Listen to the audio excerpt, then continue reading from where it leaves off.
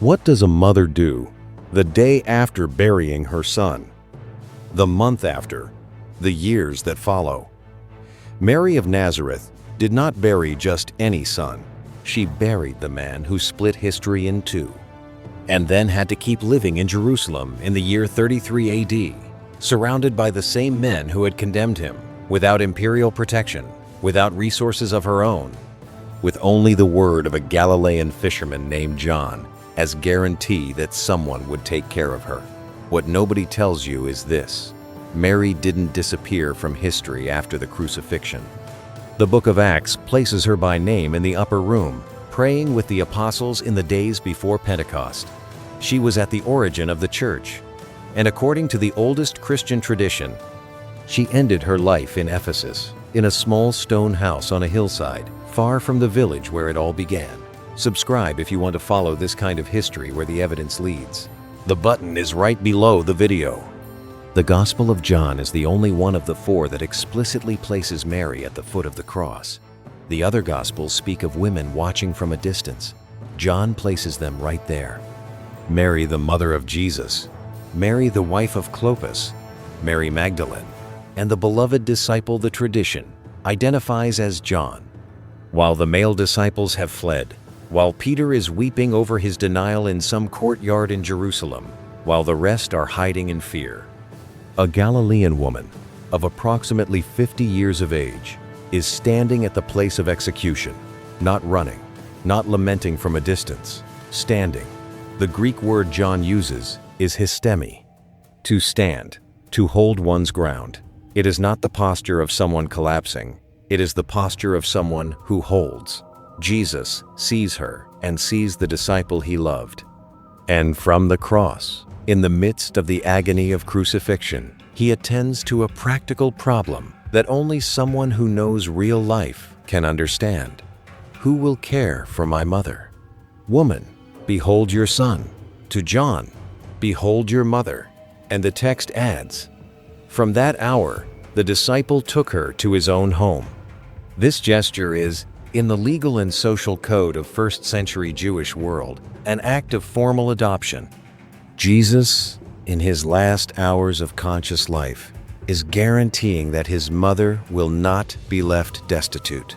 He has no property to leave her, no money, no social security. He has John, and that is what he can give. Mary leaves Calvary under John's custody. The world she had known has just ended. The one to come has not yet begun. She is in that space between death and resurrection that the Sabbath embodies perfectly. Dark, quiet, uncertain, waiting without knowing exactly what she is waiting for. Acts of the Apostles, chapter 1, verse 14. It is one of the most meaning-laden verses in all the book, and one of the most ignored in discussions about the origins of the church. After the ascension of Jesus, the apostles return to Jerusalem and go up to the upper room. The text enumerates who is there: Peter, John, James, Andrew, Philip, Thomas, Bartholomew, Matthew, James, son of Alphaeus, Simon the Zealot, and Judas, son of James. 11 names, 11 men. And then the text adds, all these with one accord were devoting themselves to prayer, together with the women and Mary, the mother of Jesus, and his brothers. Mary is there, not as a decorative figure, not as a historical relic. She is devoting herself unanimously to prayer alongside the apostles. She is one of the 120 who were in that upper room when the day of Pentecost came. Luke, the author of Acts, mentions her by name in a text that has no theological reason to mention her name except that it was a historical fact his sources had transmitted to him. Notice this detail. The brothers of Jesus are also there. During Jesus' public ministry, the Gospel of John explicitly says that not even his brothers believed in him. Something changed. The same brothers who doubted during the ministry are now praying with the apostles after the resurrection. Historical tradition identifies James, the brother of Jesus, as the first bishop of the Jerusalem church. The resurrection converted the skeptical family into the first leaders of the new community. In that upper room, while they waited for what Jesus had promised, Mary was the only person in the room who had been there from the very beginning. She had been in Bethlehem, in Egypt, in Nazareth, at the wedding in Cana, beside the cross, and now she was here, at the origin of the church. The arc of an entire life, contained in a room in Jerusalem. Pentecost came. The Spirit came. Peter preached. 3,000 people were baptized in a single day, and Mary kept living in Jerusalem, the city that had condemned her son. It is worth pausing here to understand what that means. The Sanhedrin that had delivered Jesus to Pilate was still in power. The same priests who had orchestrated the crucifixion were still presiding over the temple. The city that had chanted "Crucify him" was now watching a community of followers of the crucified one grow daily. Acts describes the first persecutions of the Jerusalem church with a speed that surprises. Peter and John, arrested in chapter 4. The apostles, arrested and flogged in chapter 5. Stephen stoned in chapter 7, the first Christian martyr. In chapter 8, a great persecution scatters the entire Jerusalem church except the apostles. Where was Mary during all this? The text doesn't say explicitly, but if she was staying in John's house in Jerusalem, she was at the very center of all those events. The image of Mary in those years is that of an older woman living in a hostile city, in a persecuted community that had lost its firstborn son in the most violent way possible, and who nonetheless continued to be part of the community that proclaimed that son had risen. There is no record that Mary preached, no record that she taught publicly, but in an oral culture where personal memory was the living archive of history, she was the primary source for everything the newborn church knew about Jesus' early years. Nobody else had been in Bethlehem. Nobody else had fled to Egypt. Nobody else had searched for the 12-year-old boy in the temple. At some point, probably during or after the persecutions of the 40s, John took Mary to Ephesus. This is the oldest and most persistent tradition about the end of the life of Jesus' mother.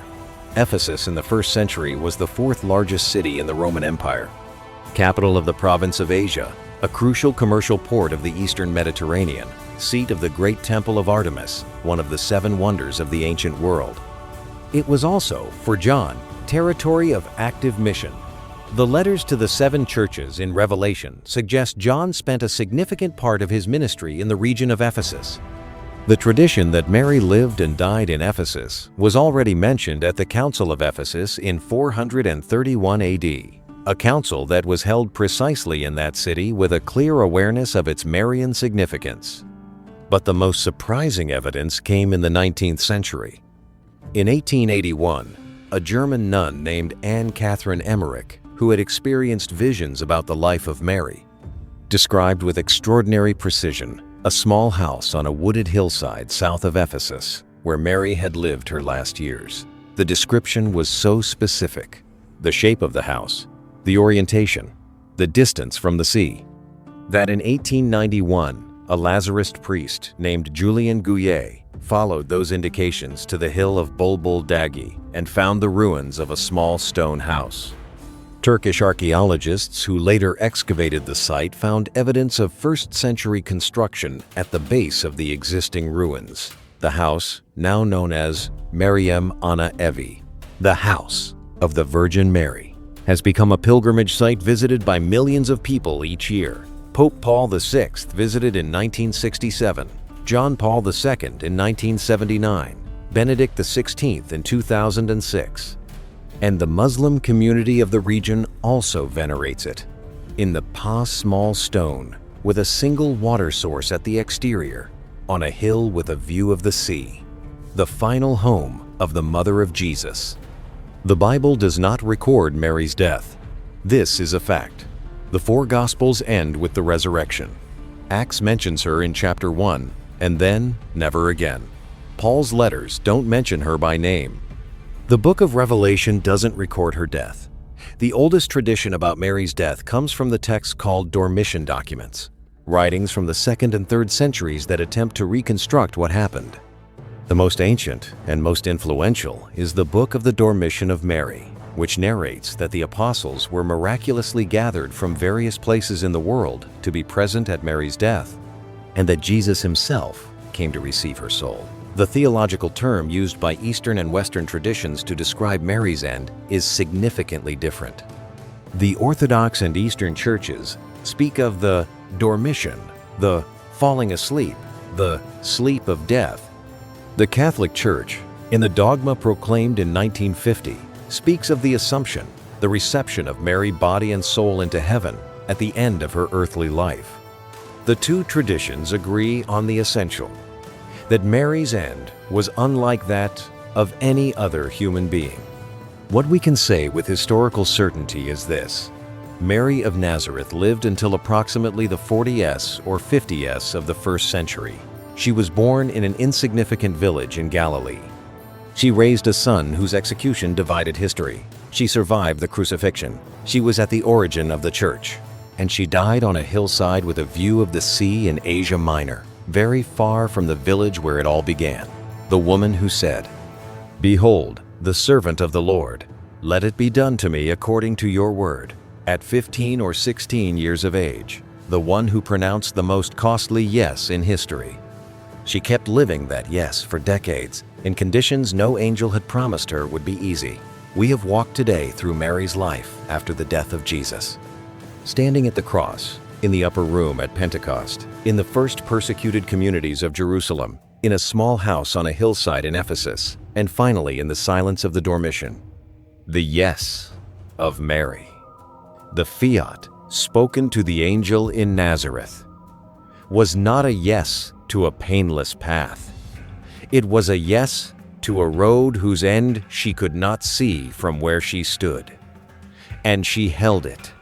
Through the flight to Egypt, through 30 years of ordinary life, through the public ministry from which she was sometimes left at the margins, through the cross, through the silence of the Sabbath, and to the other side. That makes her not a distant figure in stained glass. It makes her closer, more human, and more powerful than any legend. See you in the next one.